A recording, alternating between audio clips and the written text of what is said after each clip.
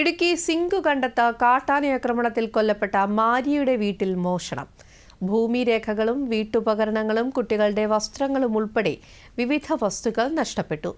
കഴിഞ്ഞ ജൂൺ 8-നാണ് സിംഗുകണ്ടം സ്വദേശിയായ മാരി കാട്ടാന ആക്രമണത്തിൽ കൊല്ലപ്പെട്ടത്.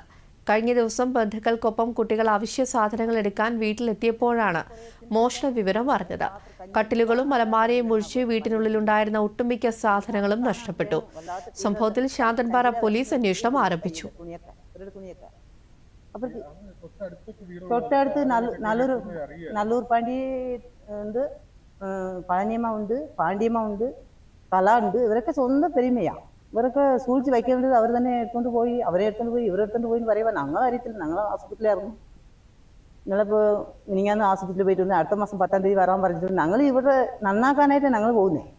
അത് അറിയത്തില്ല. നമ്മൾ പൈലിലെ ടോക്കണൊക്കെ ഇന്നതെടുക്കുന്ന അറിയത്തില്ലല്ലോ, നമ്മൾ കണ്ടില്ലല്ലോ. ഇവരുടെ അറിയുന്ന ഇവരുടെ വീട്ടിലുള്ള കൂടുതൽ അങ്ങനെയുള്ള സാധനമൊക്കെ അന്ന് ആദ്യം ഫോട്ടോ എടുത്ത് നമ്മൾ ഫോട്ടോ ആയിട്ടാണ് വെച്ചിട്ടുണ്ട്. ഒറിജിനൽ ഇന്നും കിട്ടിയില്ല. റേഷൻ കാർഡ് മൂലം കിട്ടിയിട്ടില്ലായിരുന്നു നമുക്ക്. നമ്മൾ തപ്പിയെടുക്കാൻ റേഷൻ കാർഡ് വേണമെന്ന് പറഞ്ഞപ്പോൾ അങ്ങ് പോയി നോക്കുമ്പോൾ ഒറിജിനൽ റേഷൻ കാർഡ് ഇല്ല, ഏത് സാധനമില്ല. എല്ലാം രാവിലെ കൂട്ടി വെച്ച് രാവിലെ തന്നെ ഉടച്ച് കിടക്കുമായിരുന്നു. പിറ്റേ ദിവസം പോയപ്പോൾ